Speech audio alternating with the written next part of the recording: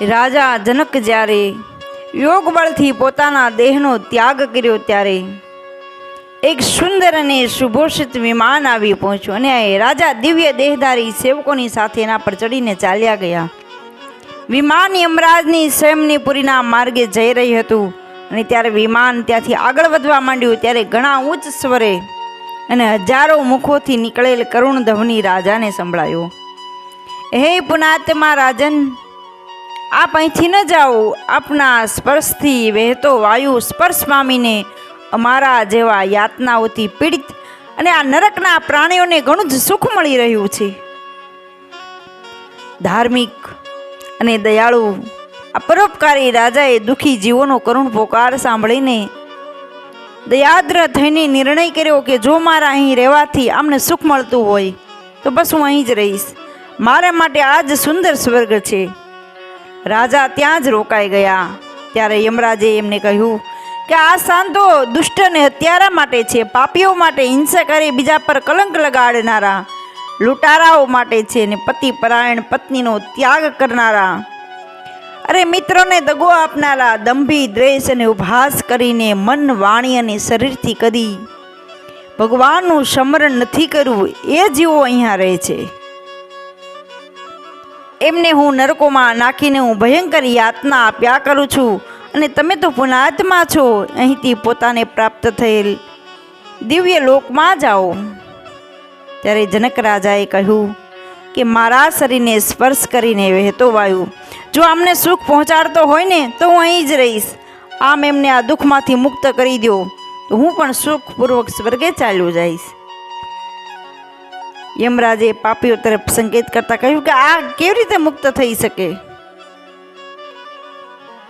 પાપીએ પોતાના પર વિશ્વાસ રાખનાર મિત્ર અને એની પત્ની પર બળાત્કાર કર્યો. આથી તેમે લોહશંકુ નામના નરકમાં 10,000 વર્ષો સુધી નાખી દીધો છે. હવે આને પહેલા ડુક્કરની અને ત્યારબાદ મનુષ્યની યોની પ્રાપ્ત થશે અને ત્યાં તે નપુંસક થશે. આ બીજો વ્યક્તિ છે બળપૂર્વક વ્યભિચારીમાં પ્રવૃત્ત હતો, 100 વર્ષ સુધી રોરો નરકમાં પીડા ભોગવશે. આ ત્રીજાએ પારકું ધન ચોરીને ભોગવ્યું હતું એટલે એને બંને હાથ કાપીને પુણ્ય શોણિત નામના નરકમાં નાખવામાં આવશે. આ પ્રમાણે આ બધા જ પાપીઓ નરકના અધિકારી છે.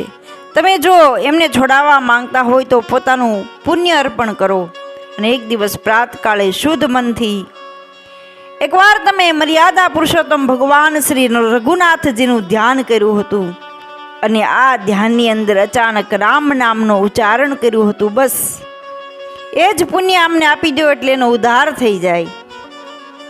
રાજાએ તુરંત પોતાનું જીવનભરનું પુણ્ય આપી દીધું અને એના પ્રભાવથી નરકના બધા જ પ્રાણીઓ નરક યંત્રણાથી તત્કાળ મુક્ત થઈ ગયા. તથા દયાના સાગર મહારાજ જનક ગુણ ગાતા ગાતા દિવ્ય લોકમાં ચાલ્યા ગયા. ત્યારે રાજાએ ધર્મરાજને પૂછ્યું કે જ્યારે ધાર્મિક પુરુષોનું અહીં આવવાનું થતું જ નથી તો મને શા માટે લાવવામાં આવ્યો? ત્યારે ધર્મરાજાએ કહ્યું કે હે રાજન, આપણું જીવન તો પુણ્યશાળી છે, ભરપૂર છે, પણ એક દિવસ તમે એક ચરતી ગાયને અટકાવી હતી. એના પાપને કારણે તમે નરકનો દરવાજો જોવો પડ્યો. હવે તમે પાપમાંથી મુક્ત થઈ ગયા અને આ પુણ્યદાનથી આપનું પુણ્ય વધારે વધી ગયું છે. તમે જો આ માર્ગે ન આવે તો આ બિચારાઓની પીડાકારક નરકમાંથી ઉદ્ધાર કઈ રીતે થાત? તમારા જેવા દયાધામ મહાત્માઓ તો અન્યના દુઃખે દુઃખી થઈ એમનું દુઃખ હરવા જ લાગ્યા.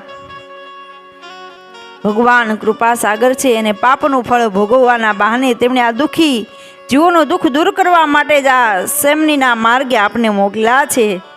ત્યારબાદ રાજા ધર્મરાજ પ્રયાણ કરીને પરમધામે ચાલ્યા ગયા.